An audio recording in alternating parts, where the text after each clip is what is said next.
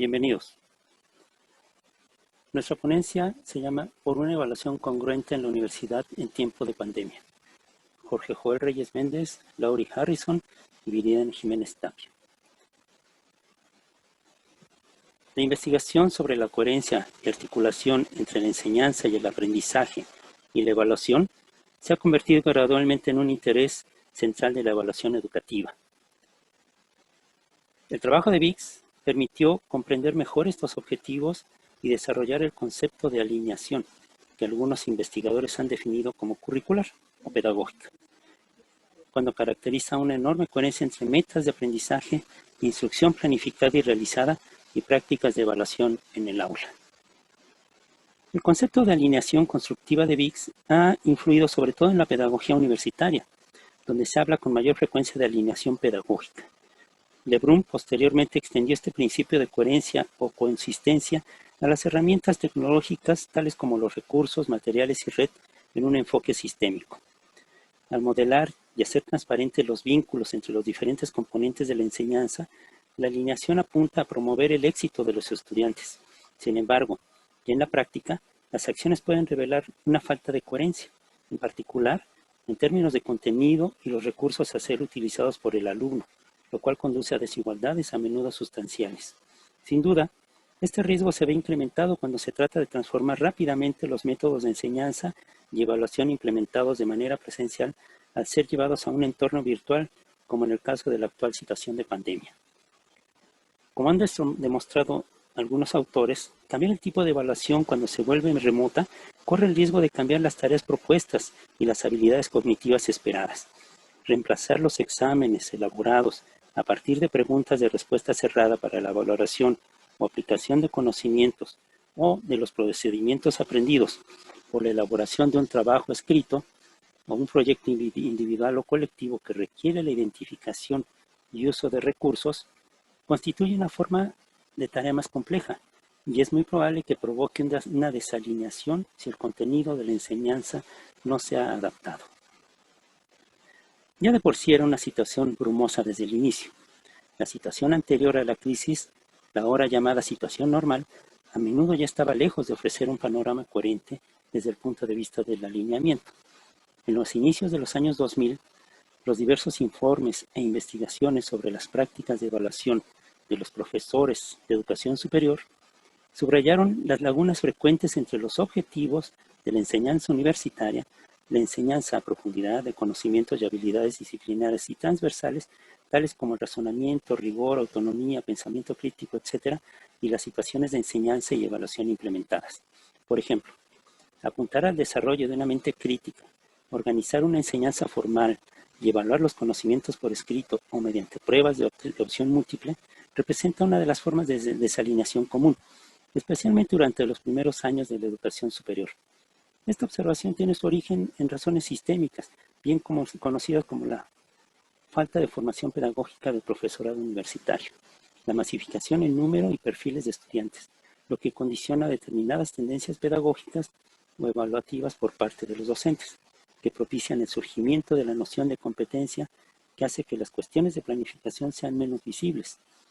Es evidente que la alineación educativa, lejos de lograrse, sigue siendo una obra en construcción en la situación docente habitual de nuestras universidades. La pandemia, una situación extraordinaria que sacude la planificación. El COVID-19 no solo ha tenido el efecto de cambiar de cursos presenciales a totalmente en línea.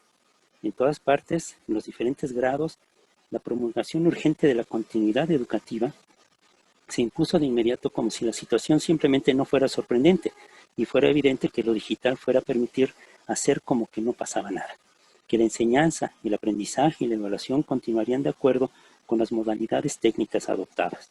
De hecho, los días siguientes al anuncio del cierre de las instituciones docentes y luego del encierro general, hubo un entusiasmo generalizado por imaginar soluciones técnicas para superar el abandono de lo presencial en una forma de negación de la situación de ruptura radical en la que todos nos estábamos sumiendo.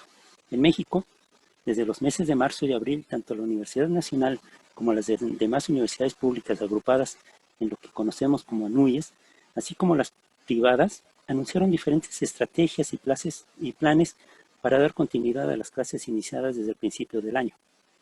Mientras tanto, en Francia, desde el 19 de marzo, diferentes universidades anunciaron un plan de continuidad educativa en relación con el plan del Ministerio de Educación Superior.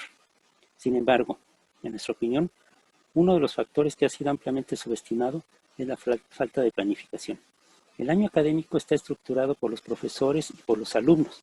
Las actividades se planifican, se anticipan, en el mejor de los casos, de acuerdo con los objetivos y temas de aprendizaje y los diferentes métodos de evaluación. Pero este calendario, que ciertamente a veces es más implícito que explícito, se ha hecho añicos junto con el cierre de las universidades. Aquí también las causas son plurales.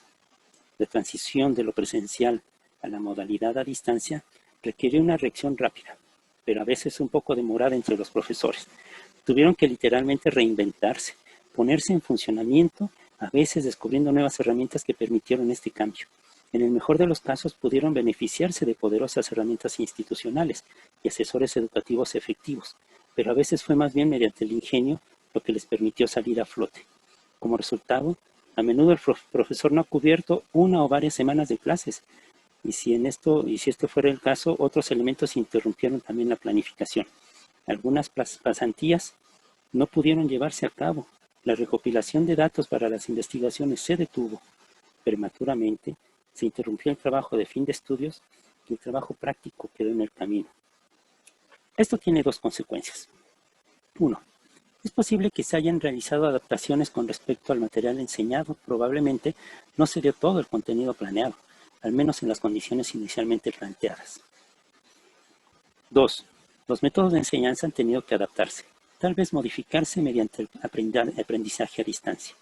Por lo tanto, si un curso en el que el debate ocupaba un lugar central ha sido reemplazado por videoconferencias, podcasts o seminarios esencialmente transmitidos, es posible que los estudiantes hayan sido capacitados deficientemente. Esto puede afectar su desempeño en algunas áreas, especialmente aquellas en las que son las más complejas, como el análisis, la síntesis y la evaluación. Por lo tanto, esto podría modificar diferentes componentes del curso. Las categorías de desempeño que pudieran haber sido objeto de dichas enseñanzas ahora han sido adaptadas. Lo mismo se aplica si se está eliminando el trabajo práctico o si se han cancelado las sesiones de ensayo.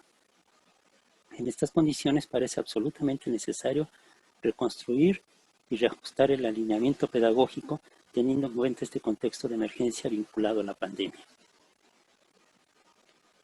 Debemos pensar en situaciones de crisis. El pensamiento educativo relacionado con la alineación y la planificación lleva tiempo.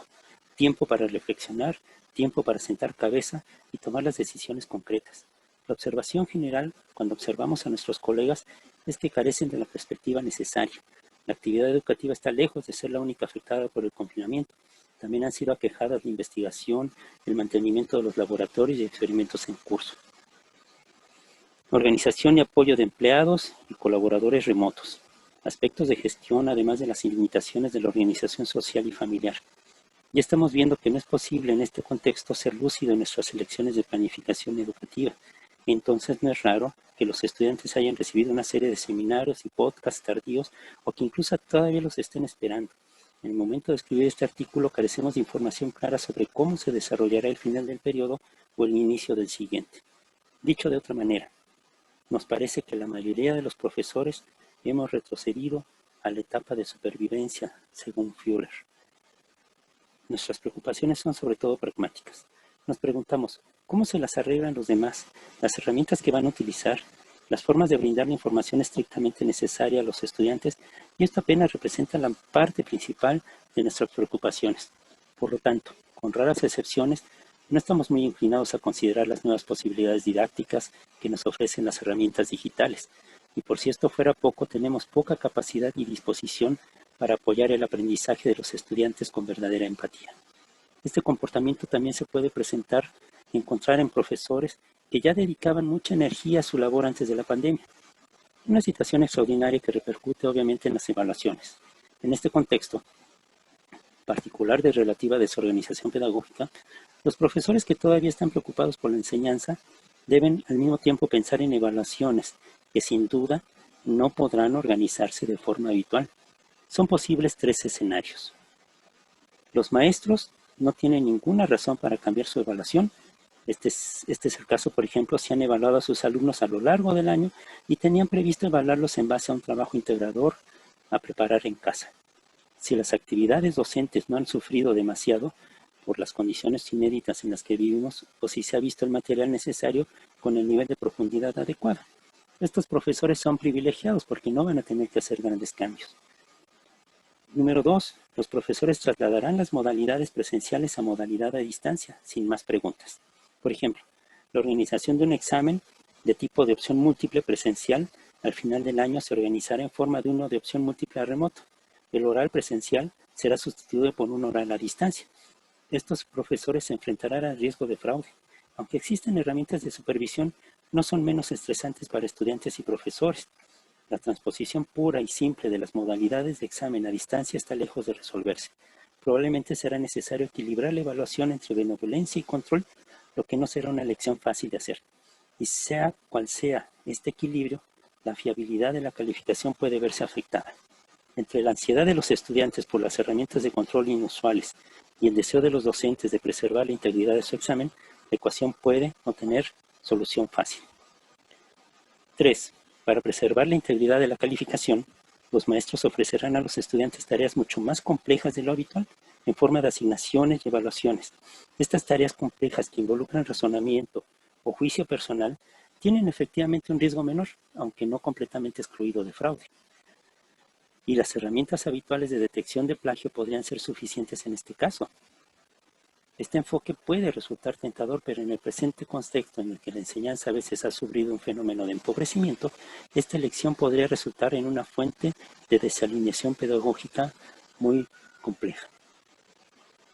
Entonces podríamos considerar estos escenarios. Algunos profesores a veces han establecido sistemas de evaluación bastante complejos que no tienen su equivalente remoto. Este es el caso, por ejemplo, de la evaluación mediante portafolios o el examen clínico objetivo estructurado, el llamado ECOE, en medicina. Un método de evaluación durante el cual los estudiantes viajan entre 10 estaciones donde deben demostrar sus habilidades en un contexto auténtico, a veces en presencia de un paciente simulado. Sin embargo, estos sistemas a veces han tardado años en establecerse y regularse por sí mismos. Los docentes, limitados en sus aspiraciones por las herramientas tecnológicas, podrían por tanto experimentar una forma de desánimo de ofrecer evaluaciones dirigidas a un desempeño más bajo este año. Aquí también la desalineación pedagógica es un riesgo significativo. Esto se convierte en un multiplicador de efectos. Las dificultades que enfrentan los docentes en relación con su enseñanza y las que encontrarán durante la evaluación en el actual contexto, donde la mayoría se encuentra en una etapa de supervivencia que por supuesto no es propicia para la reflexión y la planificación, probablemente tendrá múltiples efectos deleterios sobre la alineación pedagógica. En ocasiones, las adaptaciones previstas en cada curso de formación suelen consistir en sustituir las pruebas escritas por enseñanza oral a distancia o las tareas deben presentarse en línea. Incluso se ha sustituido la evaluación final por una evaluación continua. Varios cursos de formación están intentando implementar los exámenes en línea, los cuales requieren el desarrollo de condiciones aún más técnicas, mientras que las prohibitivamente costosas soluciones de monitoreo remoto también plantean formidables cuestiones éticas. Si las soluciones técnicas recomendadas no siempre parecían capaces de brindar los servicios esperados, las cuestiones éticas han surgido de manera vertiginosa.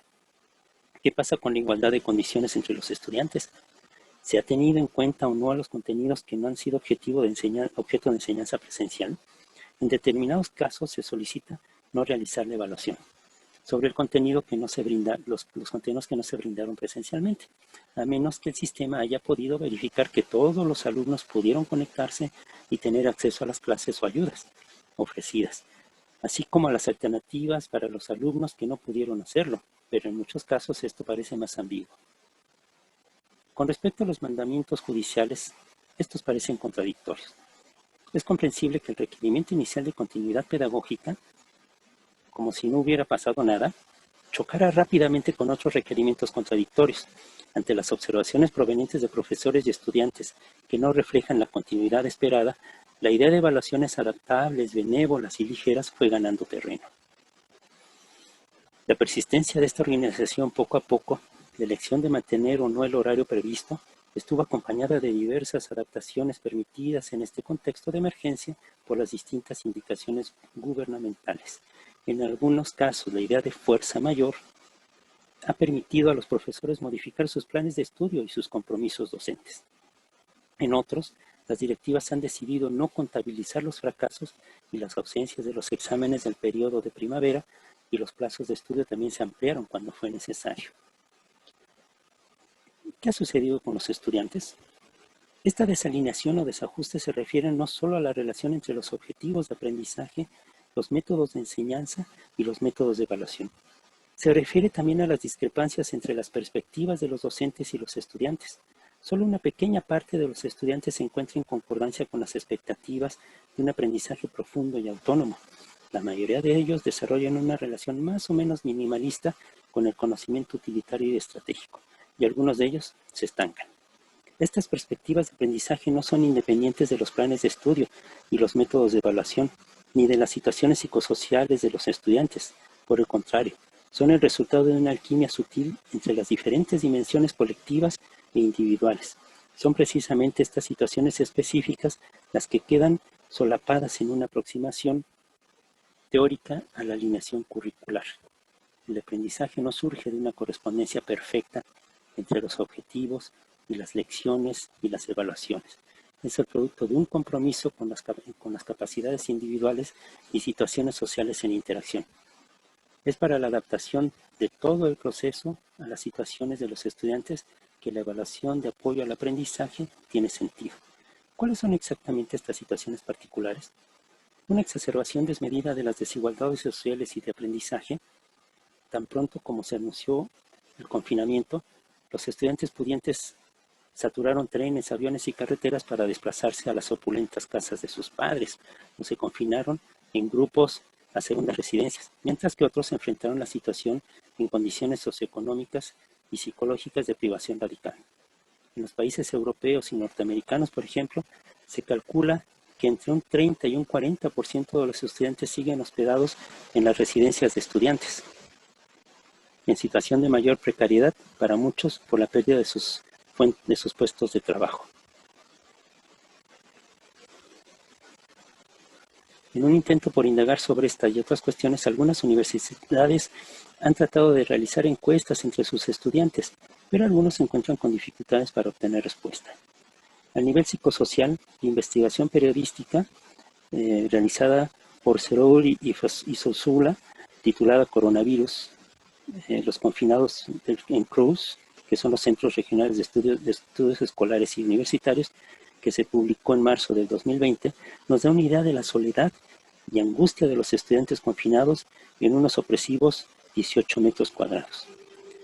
En cuanto a la capacidad de los estudiantes para poder seguir un aprendizaje a distancia, también existe una disparidad extraordinaria entre los estudiantes conectados, equipados con computadoras funcionales, acostumbrados a trabajar de esta manera con sus profesores respecto de aquellos que se encuentran con dificultades para conectarse o definitivamente fuera de contacto. Mientras que en algunas escuelas grandes se observa una asistencia en línea muy alta, en las universidades el número de estudiantes es mucho más difícil de seguir. Nosotros hemos conducido recientemente una encuesta en nuestra institución, la Universidad Autónoma Metropolitana, en la División de Ciencias Biológicas de la Unidad Xochimilco. Y hemos visto que, aunque podemos concluir que efectuar evaluaciones de cursos de educación a distancia introduciría una situación profundamente injusta, recomendamos validar el semestre para los estudiantes que hayan aprobado el trimestre anterior y que en caso de no aprobar, que no quede registrada la calificación en su historial. Esta propuesta parece no haber sido adoptada por las universidades, las cuales parecen más bien orientadas a adaptar los métodos de evaluación. En su intento por imaginar maneras de organizar la continuidad evaluativa, parece emerger en estas instituciones una tendencia hacia formas de remedio evaluativo. En conclusión, las lecciones que hemos aprendido para volver a la normalidad son que, a partir de las observaciones de que la educación universitaria, hasta antes del confinamiento, la alineación pedagógica de calidad no ha sido necesariamente un estándar adoptado por todos, y que en este contexto pandémico parece conducir a su desintegración, ¿a qué conclusiones podemos llevar? ¿A qué conclusiones podríamos nosotros arribar? Parece que la contención en la que vivimos actualmente al cuestionar nuestras prácticas docentes, pone aún más en evidencia la necesidad de repensar el alineamiento pedagógico en la educación superior, tendencia que ya se había planteado como necesaria desde años atrás.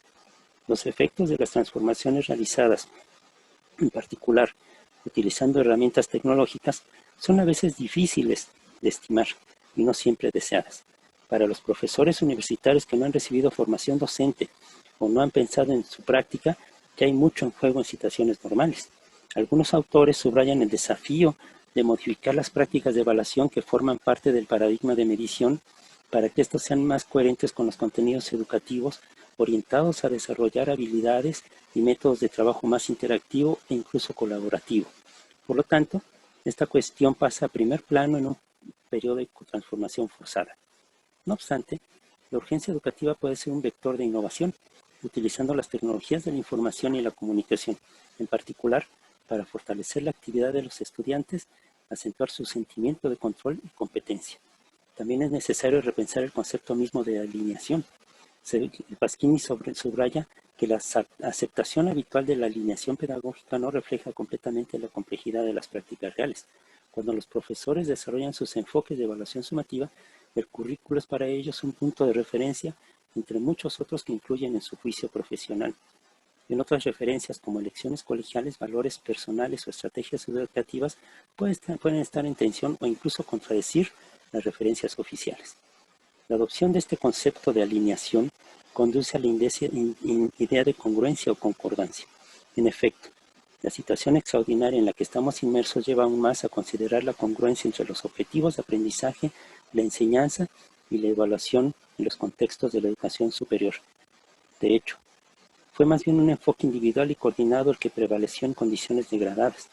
Esta desalineación o discordancia solo puede entenderse y quizá resolverse a condición de una reflexión individual y colectiva que revele a los mecanismos de la pedagogía invisible en acción tanto las dimensiones culturales, sociales, políticas y organizativas, teniendo en cuenta las situaciones específicas de los docentes y especialmente las de los alumnos. Los estudiantes son los principales beneficiarios de la congruencia, debe pensarse principalmente en ellos, integrando sus múltiples realidades cotidianas en nuestra reflexión. Esta es una de las lecciones que estamos aprendiendo de esta pandemia, una lección que deberemos reforzar e implementar cuando estemos de regreso al aula. Queremos agradecer a la Universidad Autónoma Metropolitana, mediante el programa de institucional de posgrado nos apoyó